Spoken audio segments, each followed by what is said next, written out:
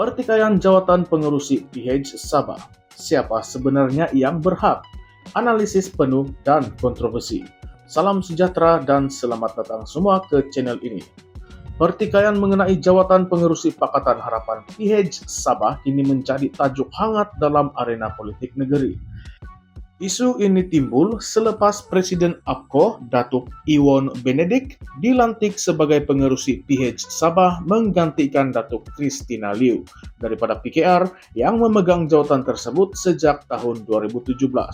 Namun, apa yang mengejutkan adalah reaksi keras daripada pihak tertentu dalam PKR yang mendakwa bahwa jawatan tersebut secara tradisinya adalah hak mutlak PKR berdasarkan formula yang telah dipersetujui sejak awal penubuhan PH Sabah. Persoalannya, adakah benar wujud peraturan yang menetapkan PKR sebagai satu-satunya parti yang layak memegang jawatan ini? Atau adakah ini sebenarnya satu proses demokratik yang terbuka kepada kesemua komponen Pakatan Harapan?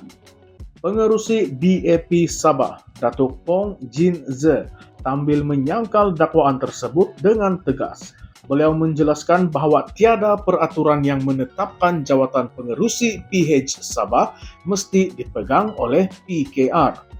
Menurut Fong, pemilihan jawatan ini dilakukan secara demokratik dalam mesyuarat agung tahunan gabungan itu. Beliau mempersoalkan jika benar wujud kuota khusus untuk PKR, mengapa perlu diadakan AGM untuk memilih kepimpinan. AGM ini wujud untuk memastikan setiap komponen dapat bersuara dan memilih kepimpinan secara adil dan telus. Fong terus menekankan bahwa isu ini sepatutnya diselesaikan di meja rundingan dan bukannya dihebahkan melalui media.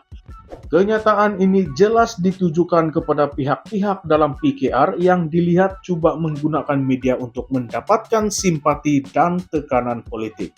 Namun, apa yang menjadi lebih menarik, dakwaan bahwa APKO dan DAP telah melobi secara agresif untuk menyingkirkan Christina Liu karena beliau dikatakan sebagai pemimpin yang sukar dikawal.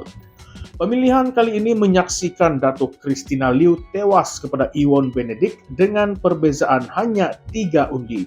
Ini menunjukkan betapa sengitnya persaingan antara kedua-dua pemimpin tersebut, sekaligus memperlihatkan adanya ketidaksepakatan yang lebih mendalam di antara parti komponen PH Sabah. Walaupun pemilihan ini dilakukan secara demokratik, pihak tertentu dalam PKR masih mendakwa bahwa tradisi dan formula yang telah dipersetujui harusnya dikekalkan. Pemimpin PKR yang enggan mendedahkan identitinya turut menekankan bahwa ini adalah kali pertama dalam sejarah PH Sabah jawatan tersebut dipertandingkan. Menurut beliau, seharusnya jawatan ini diberikan terus kepada PKR tanpa perlu melalui proses undian. Ini menimbulkan persoalan. Adakah PH Sabah benar-benar berpegang kepada prinsip demokrasi atau adakah terdapat permainan kuasa yang lebih kompleks di belakang tabir? Dalam konteks yang lebih luas, isu ini bukan sekadar perebutan jawatan semata-mata. Ia turut mencerminkan hubungan tegang antara PKR dan DAP serta APKO di Sabah. Sebagai gabungan politik yang berasaskan persefahaman dan perkongsian kuasa, perpecahan yang mula kelihatan ini memberi isyarat jelas bahwa wujud ketidakpuasan hati yang belum diselesaikan. Lebih membimbangkan jika isu ini tidak diuruskan dengan baik, ia mungkin akan menjadi modal politik kepada pihak lawan, terutamanya Gabungan Rakyat Sabah GRS dan Barisan Nasional BN, yang kini sedang giat memperkukuhkan kedudukan mereka di negeri Sabah. Pelantikan Iwan Benedik sebagai pengerusi PH Sabah juga dilihat sebagai satu langkah strategik untuk membawa pembaharuan dalam kepimpinan gabungan itu. Namun persoalannya, adakah pemilihan Iwan benar-benar akan membawa kestabilan atau sebenarnya akan membuka lebih banyak ruang kepada perpecahan dalaman? Ini karena sebahagian pihak dalam PKR masih tidak dapat menerima hakikat bahwa tradisi yang kononnya sudah lama wujud telah diubah. Malah, terdapat spekulasi bahwa usaha untuk mengembalikan Christina Liu sebagai pengerusi PH Sabah masih berjalan di belakang tabir dengan sokongan kuat daripada beberapa pemimpin PKR peringkat negeri. Dalam satu sudut yang lain, isu ini turut menimbulkan persoalan tentang hala tuju PH Sabah menjelang pilihan raya negeri yang akan datang. Jika isu ini berterusan tanpa penyelesaian konkret, PH Sabah mungkin akan menghadapi cabaran besar untuk meyakinkan pengundi bahwa mereka mampu mentadbir negeri dengan baik dan bersatu. Ini membuka ruang kepada pihak lawan untuk memanipulasi isu ini dan meraih keuntungan politik daripadanya.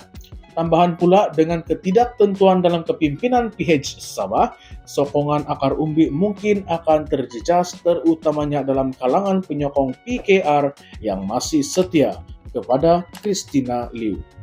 Persoalan yang timbul di sini adalah siapakah sebenarnya yang berhak memegang jawatan pengerusi PH Sabah? Adakah ia harus kekal sebagai hak mutlak PKR? Atau adakah wajar untuk memberi peluang kepada pemimpin dari parti komponen lain seperti APKO atau DAP? Adakah benar wujud lobi agresif oleh DAP dan APKO untuk menyingkirkan Christina Liu, atau adakah ini sekadar persepsi yang sengaja dicipta untuk mengeruhkan keadaan? Lebih penting lagi, bagaimana PH Sabah akan memulihkan image-nya dan memastikan bahwa gabungan ini kekal kukuh menjelang PRN yang semakin hampir. Akhirnya, isu ini bukan sekadar tentang siapa yang memegang jawatan, tetapi ia tentang kepercayaan dan kesepaduan dalam gabungan PH Sabah. Jika isu ini gagal diselesaikan dengan baik, ia bukan saja akan merugikan PH, tetapi juga merugikan rakyat Sabah yang mengharapkan kepimpinan yang stabil dan berwibawa.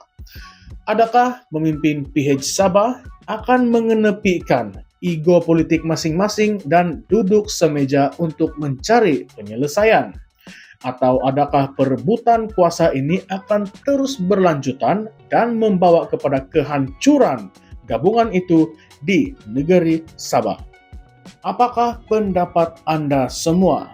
Jangan lupa untuk tinggalkan komen Anda di bawah. Adakah Anda berpihak kepada PKR yang ingin mempertahankan tradisi atau bersetuju dengan pendirian DAP yang mahu proses demokratik dipatuhi? Jangan lupa untuk like, share, dan subscribe Current Sphere MY untuk analisis politik terkini dan penuh kontroversi. Ikuti perkembangan semasa hanya di Current Sphere MY. Sekian, terima kasih.